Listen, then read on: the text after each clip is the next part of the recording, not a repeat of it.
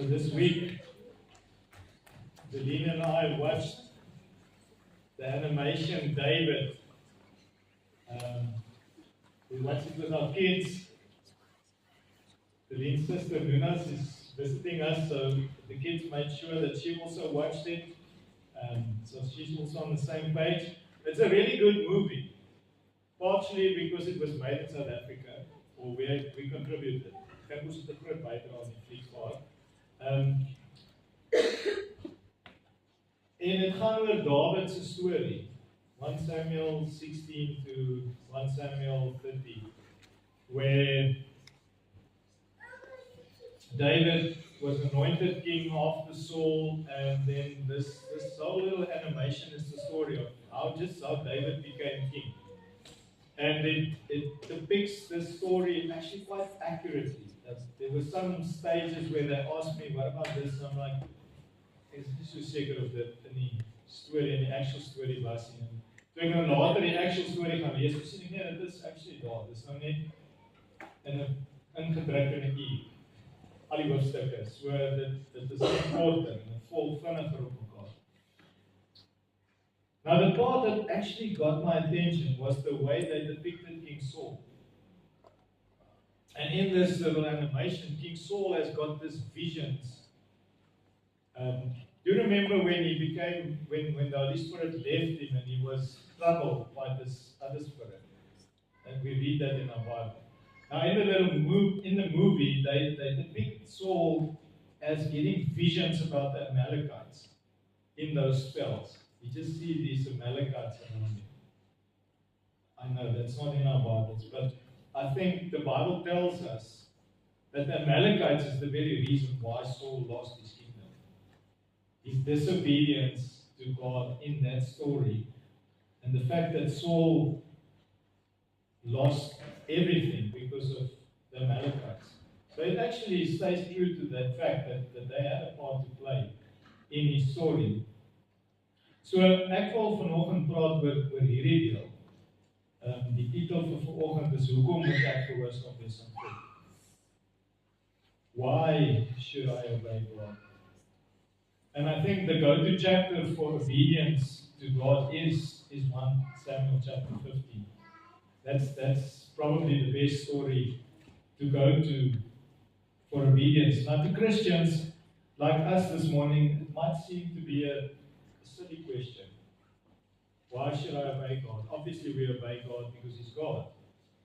Of wat ook al jou antwoord wil wees. Ek moet na God luister want hy is God. Ek moet na God luister want ek is 'n Christen. Okay, so how good are you with obeying God?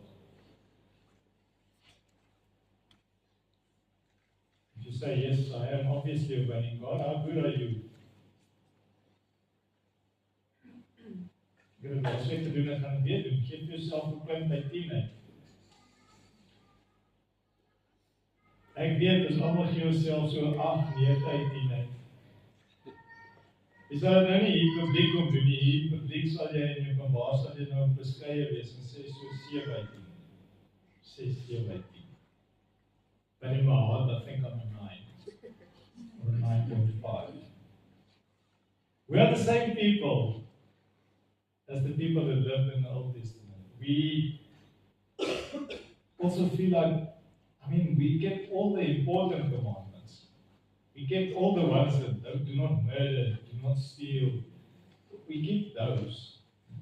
Love God, obey God. We kind of feel that we do that. And then humans are very good, even the little ones like Daniel, they are very good to negotiate our way around obedience. Should I really do all of this? Should I really do it exactly like this? Is it okay if I just do it like it's almost, but it's, you get the picture. But here's the thing, God is big on obedience. God is not 50-50 on obedience. God is not like grey when it comes to obedience. So let's just look at this story in 1 Samuel chapter 15, if you would like to turn there. I'm going to read, not all of it, but most of it. Verse 1 to 3. Samuel said to Saul, "The Lord sent me to anoint you king over his people Israel. Now therefore listen to the words of the Lord. Thus says the Lord of hosts, I have noted what Amalek did to Israel in opposing them on the way when they came out of Egypt. Now go and strike Amalek and devote to destruction all that they have. Do not spare them, but kill both man and woman, child and infant, ox, sheep, camel, and donkeys. Daai lys sluit alles in. It's a clear command. Kill everything. Don't leave anything alive. Klink wreed, maar dit is die opdrag. So die weermag gaan, die volgende paar verse, ek gaan nie dit lees nie. Die army gaan saam met Saul en hulle maak alles dood. And as the army went out, they destroyed the Amalekites from Havilah to Shur. They destroyed nearly everything.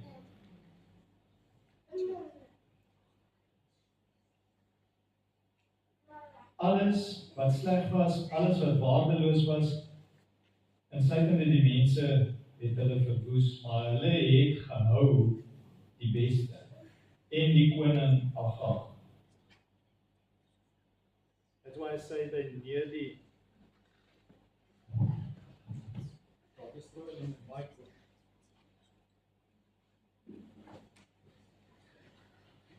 That's why I say they destroyed nearly everything. En dis wat ons baie keer onthou van hierdie storie. Saul was 99% akkuraat.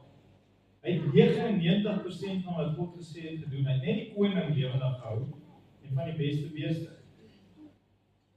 Onthou van julle ook die storie so, dat hy het nie sleg gedoen nie. Saul didn't do that poorly in our eyes. I mean, how many people will meet like 99%? So we kind of stop it there. That's when I think of the story, and I often find myself thinking, yes, shame, Saul did 99%. He nearly did everything right. But the story gaan aan. So I want to read from verse 10. The word of the Lord, let's see what God thought about this. The word of the Lord came to Samuel. I regret that I have made Saul king, for he has turned back from following me and has not performed my commandments. And Samuel was angry, and he cried to the Lord all night. And Samuel rose early to meet Saul in the morning. And it was told Samuel, Saul came to Carmel, and behold, he set up a monument for himself, and turned and passed on and went down to Gilgal.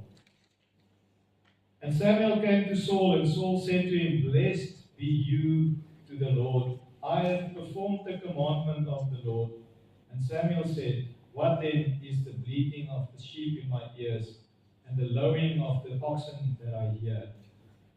Saul said, They have brought them from the Amalekites, for the people spared the best of the sheep and of the oxen to sacrifice to the Lord your God, and the rest we have devoted to destruction. Then Samuel said to Saul, Stop. I will tell you what the Lord said to me this night. And he said to him, Speak.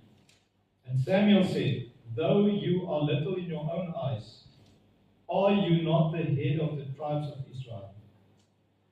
The Lord anointed you king over Israel, and the Lord sent you on a mission and said, Go, devote to destruction the sinners, the Amalekites, and fight against them until they are consumed. Why then did you not obey the voice of the Lord? Why did you pounce on the spoil and do what was evil in the sight of the Lord? And Saul said to Samuel, I have obeyed the voice of the Lord. I have gone on the mission on which the Lord sent me. I have brought Agag, the king of Amalek, and I have devoted the Amalekites to destruction.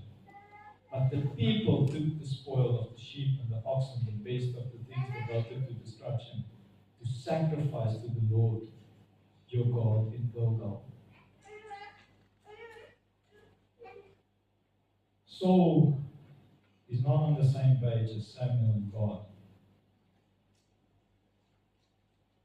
Saul dink hy het alles gedoen wat hy moes doen.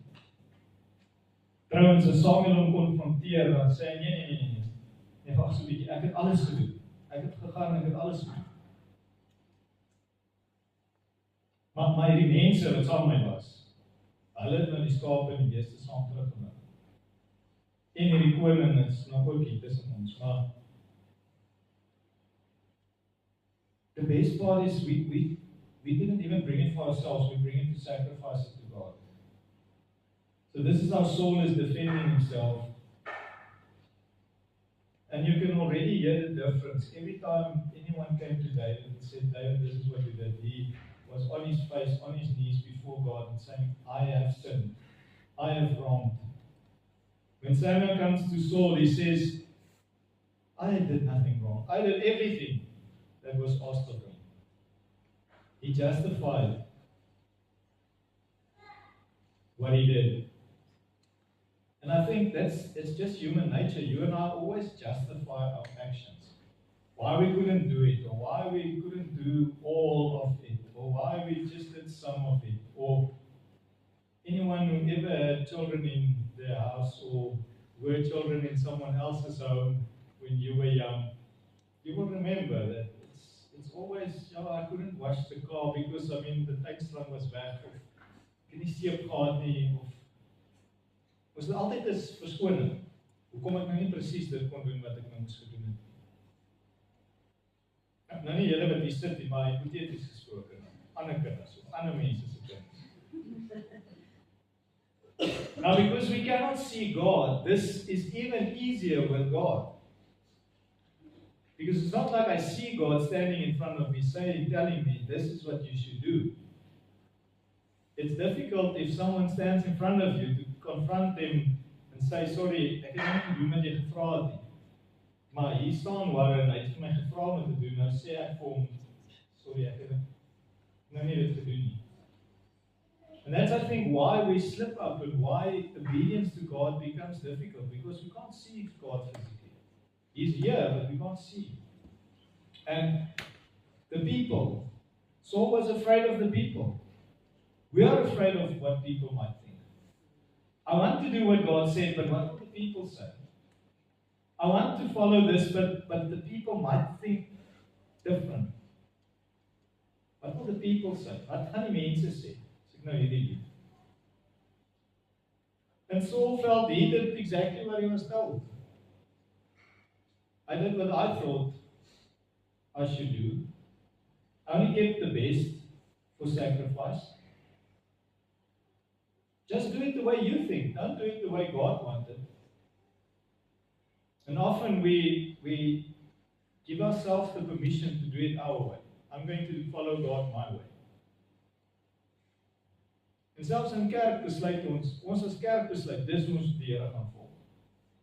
Nie hoe hy gesê het nie. Hoe ons voel, ons het gaan doen. Soveel so dat wanneer hy ons konfronteer met iets, sê ons, nee maar Here, wag, ek het alles gedoen wat jy gesê het.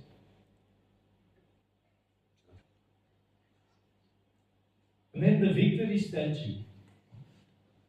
That's one part in the movie where I thought that I'm not sure if he built this thing, but here it is. He erected a monument for himself. This is back to our teaching on Bible. We want to make a name for ourselves. We are human. We want a name for ourselves. He didn't build a statue for victory or a monument for God. He built a monument for Saul, to be remembered as the one that was victorious. Chapter 50, two more verses I want to read. Verse 22, and Samuel, this is very well known and often quoted, that Samuel said, has the Lord as great delight in burnt offerings and sacrifices as in obeying the voice of the Lord? Behold, to obey is better than sacrifice, and to listen than the fat of rams. For rebellion is as the sin of divination, and presumption is as iniquity and idolatry. because you have rejected the word of the Lord, He has also rejected you from being king. God is glad in ander. Gehoorsaamheid is beter as offers. Rebellie, opstandigheid teen God, is soos waarsêre. Divination, by the way, is waterwys in Engels.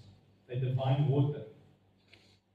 Yes, you'll go to scripture for should I divine water. Ask God where you should row.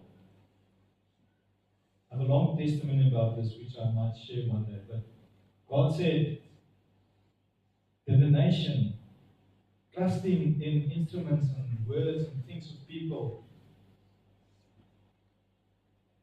is not right. Presumption, hierdie moet ek gaan opsoek. Behavior perceived as arrogant, disrespectful, and transgressing the limits of what is permitted or appropriate. Daar's grense. En hierdie eie sinnigheid, hierdie eie ek, vat my verby daai grense. Beyond what is permitted or appropriate. And Saul actually did all of these things because the command was simple. Destroy Amalek. Die opdrag is baie eenvoudig. Verwoes Amalek alles wat hulle het. Hoekom? Dit is 'n goeie vraag om te vra. Hoekom moes hulle dit doen? Wie was Amalek? Wie was die Amalekiete? Dit is die volk wat God se plan, God se volk, God se plan vir redding wou verwoes. Dit was hulle een doel. Hulle was die afstammelinge van Esau, Jakob se broer, en hulle doel was om die plan vir redding te verwoes. In Exodus chapter 17, just as Israel came out of Egypt, just as they crossed the Red Sea, just as they came into the wilderness, they're tired, they are slaves, they're not soldiers, they're not trained, they are weary, they are weak, they have children, everything with them. They are on this big journey to the promised land. And who's the guys that appear there first? The Amalekites. And that's that famous battle where Aaron and Hur held Moses' hands so that as soon as his hands dropped, the Amalekites were winning the battle. And as soon as he raised his hands, Joshua and the Israelites were winning. But that's where it started. When they were weak, when they were nobody, when they were still on their journey to the promise. Here came the Amalekites, actually family of them. Descendants of Esau, Jacob's brother. And in Exodus chapter 17, verse 14, the Lord said to Moses, write this as a memorial in a book and recite it in the ears of Joshua, that I will utterly blot out the memory of Amalek from under the heaven. This is why. God said, this is what will happen, because you've done this. Because you came against my people, the weakest. In their weakest moment, you came to destroy them. So it's not the viciousness of God, it was actually the viciousness of the Amalekites, of Amalek. There was a very good reason for God's command to say, go and destroy all of them. Not only in the history, but also in the future. Ons dink altyd aan die verlede, of ons dink altyd aan, mens hulle nou verslaan seker om die koninkryk te kry.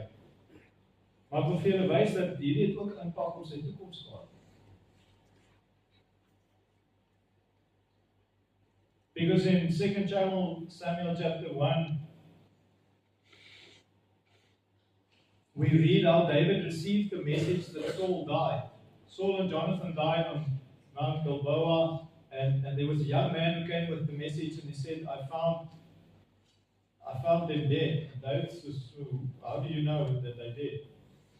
I was there. I saw him there, and Saul looked up,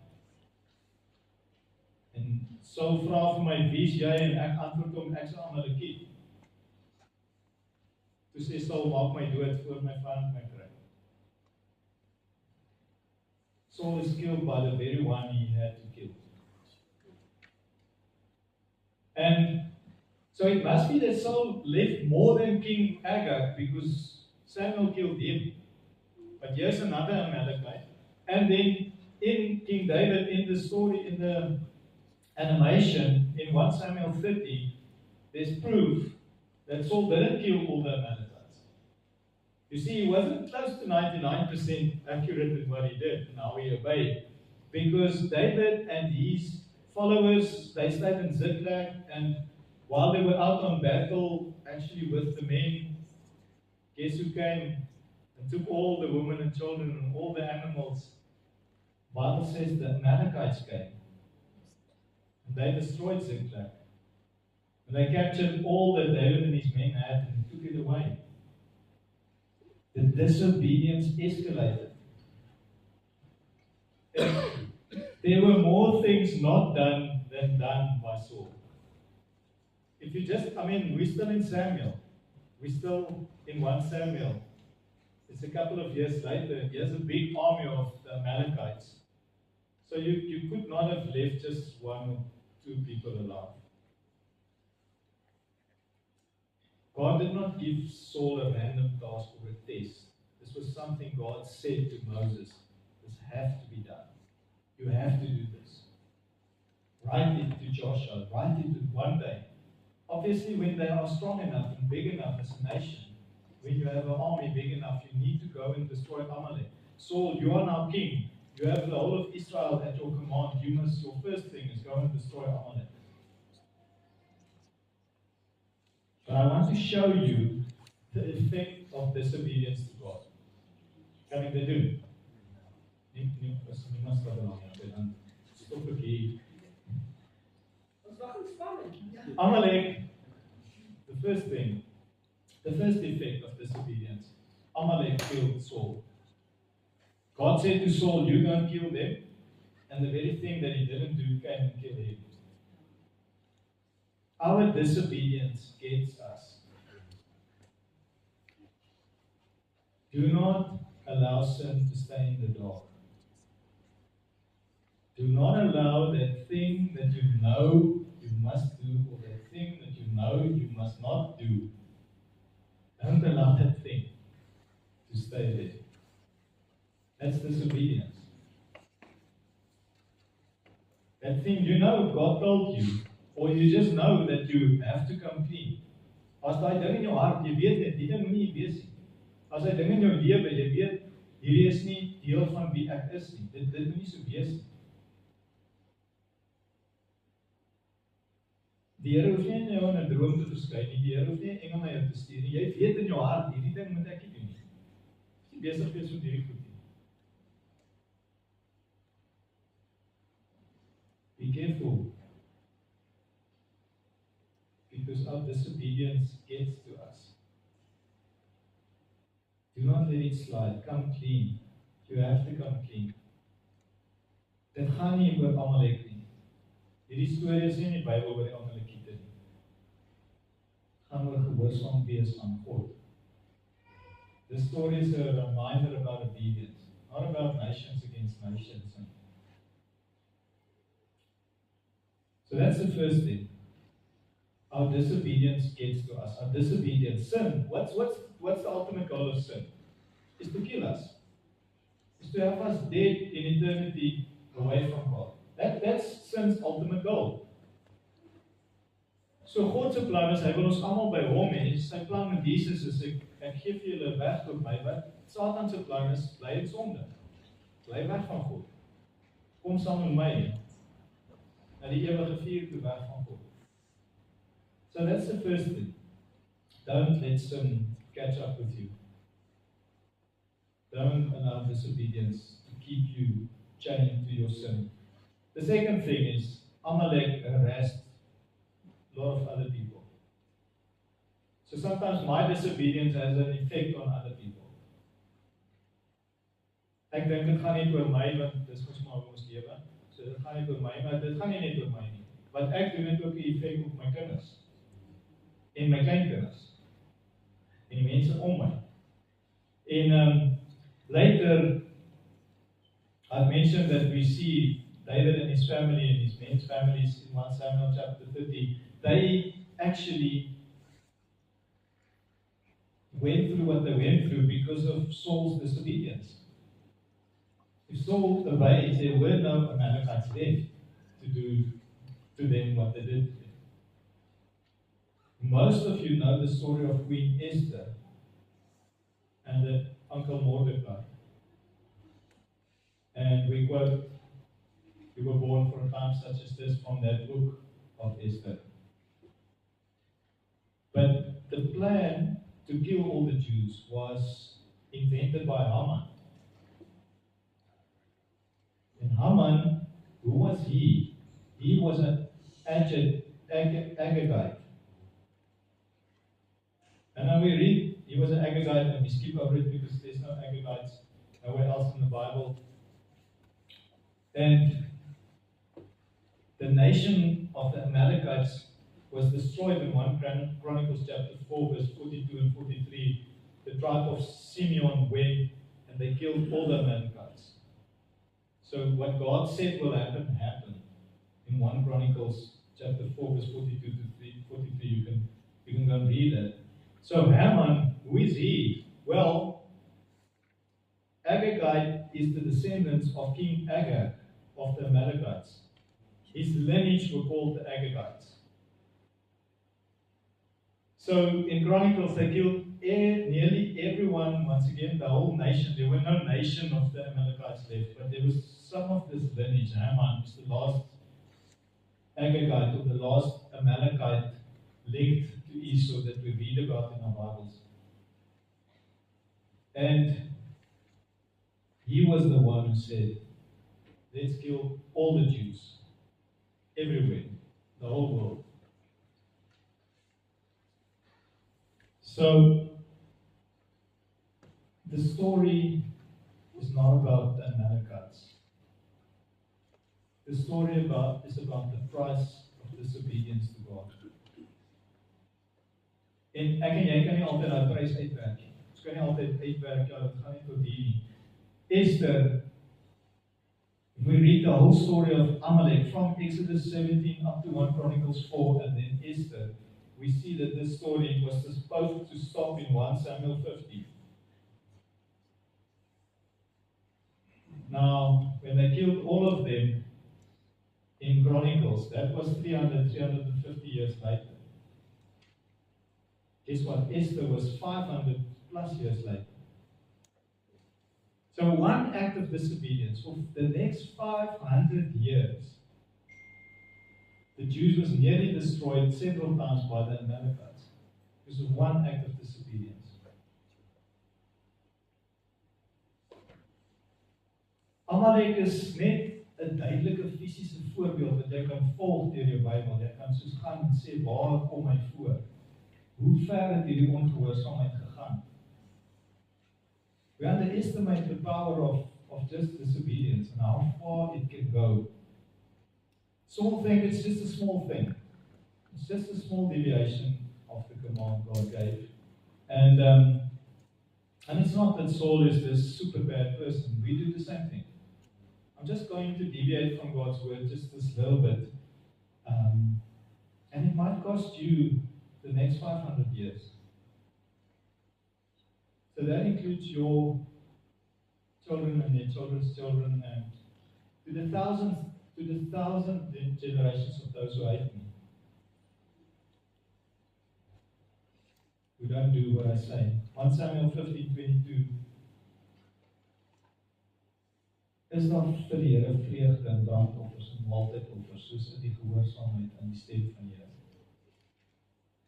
My walk as a Christian is to obey God. My walk as a Christian is not to become part of this community. My walk of a Christian is not to have this best life now. My walk with Jesus is to actually obey God. That is God's call to His people. Our disobedience does not have to cost the next generations as well. Because of Jesus. Jesus made a way. His blood paid the price. He washed us clean. He removed our iniquity.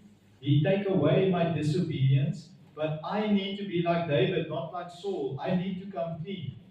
I need to come to the Lord. I need to own my sin. That's the whole story of repentance. This is the full gospel, by the way. The full gospel is actually to not be like Saul and disobey. It is to be obedient. And it is to come clean. It's to say, Jesus, wash me with your blood. I need to repent of my disobedience. We often want to repent of things that we do. But how often do I myself, I'm guilty, repent of disobedience? How often do I repent of the small things? And you might think, but God didn't give us new commands. What are the things that I'm disobeying? And for that, we need to go back to who is Jesus. Is Jesus God? Or was he just a man with a couple of disciples who rose from the dead and gave us a couple of things and nice parables? Or is Jesus God? He's part of the Trinity, so Jesus is God. So if he is God, then what should we do with the things that Jesus said we should do? Want Jesus sê, elke woord van my gee lewe. God se woord is wat lewe gee. Jesus sê in Johannes 6, eet my vleis en drink my bloed. En hy sê ek is die woord wat jy moet eet. The Son of God came to give us life, and the Old Testament points us to Jesus. The things that Israel did in the Old Testament was a shadow of Jesus who is coming. It's pointing to him. But now, when Jesus came, he said, I am the Word, and I am the bread of life. Now you must come to me. He didn't replace the Old Testament. God gee nie nuwe opdragte in die Nuwe Testament. Maar Jesus gee baie duideliker opdragte vir die wat die Heilige Gees ontvang. En ek weet hulle staan nie in ons Bybel as opdragte nie. Our Bible doesn't say, here's Jesus' commandments. But Luke 6:37, for example, judge not and you will not be judged. Is that not a command? Condemn not and you will not be condemned. Forgive and you will be forgiven. We want to be forgiven. Do we forgive? Jesus commanded it. Moenie oordeel nie, dan sal jy nie geoordeel word nie. Moenie veroordeel nie, dan sal jy nie veroordeel word nie. Vergewe hulle, dan sal my Vader in die hemel julle ook vergewe. 6:27, but I say to you who hear, love your enemies. Wie van ons is mal oor om ons vyande lief te hê? But Jesus commanded it. It wasn't a suggestion. I think it will be a good thing if you guys love your enemies. Love your enemies. Do good to those who hate you. I don't fall in that category. I don't even sometimes do good to those who don't hate me. Necessarily. Bless those who curse you. Pray for those who abuse you. These are not suggestions, these are Jesus' words. This is what he said, obey my commands. Maar vir julle wat na my luister sê ek, julle moet julle vyande lief hê. Doen aan diegene wat julle haat. Doen goed aan diegene wat julle haat. Seën die mense wat julle vervloek. Bid vir diegene wat julle sleg behandel. Wanneer laas het ek gebid vir iemand wat my sleg behandel? Die eerste naam wat by my opkom is John Steenhuisen. Because I still have cattle, I'm still a farmer. I don't have a lot of good words for John Steenhuisen. Not because of the person he is, just because of the mess he created.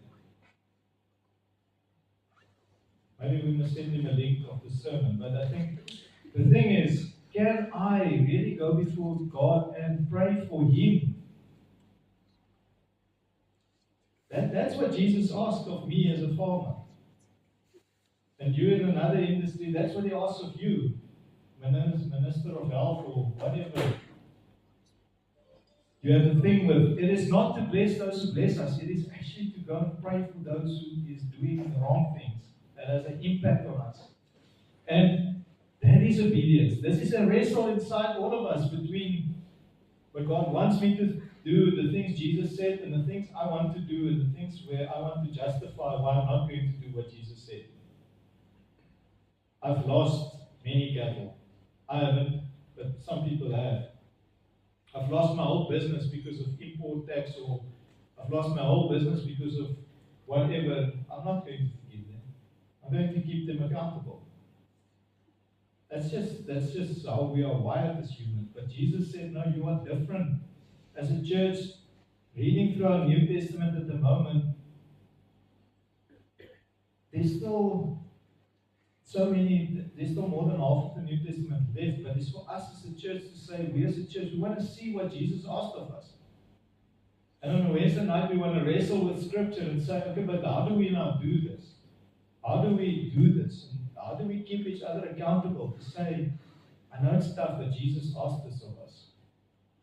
So let's pray for each other for strength and courage to obey. And let's be honest about the things that I actually put my heart on this. Is that thing that you put your heart on, is that what God wants? Is that to obey God? Do not make a name for yourself, or do not just wiggle your way out of what God wanted. Is this desire in my heart, is it obedient to Christ? Paul writes and he says, take every thought even captive to the obedience of Christ. That's also a command. Let's just settle this thing today. Let's leave here ready to obey better. Not ready to get a bigger carpet and put more things under the carpet, because as long as no one sees, it's okay. God sees. Jesus said, when you bring your sacrifice to the altar and you remember that your brother has got something against you, leave your sacrifice and go. It's not you have something against your brother. You realize my brother has something against me. Then I leave and I go and I say, I want to make this right. Die Afrikaans sê, gaan en gaan versoen jou eers met jou broer en gaan dan terug na jou offergawe. That's basically quoting 1 Samuel. God is not into our sacrifices, He's more into our obedience. And this morning, I want to close by giving us just an opportunity, there where you are, to respond. Not to the things I said, but just to respond to God's word and say, God, I want to be more obedient. I don't want to be like Saul. I don't want to disobey. I don't want to feel like 99% or 9 out of 10 is enough. I want to obey you. And guess what? We're not going to get a 10 out of 10 this side of eternity. We are not Jesus. But He's expecting of us a soft heart that's quick to correct, that's slow to anger, that's quick to respond to God's word. That's like David. David made many mistakes. But every time David came to God and said, God, I've sinned against you. Go read Psalm 51. And so let's for a moment just close our eyes and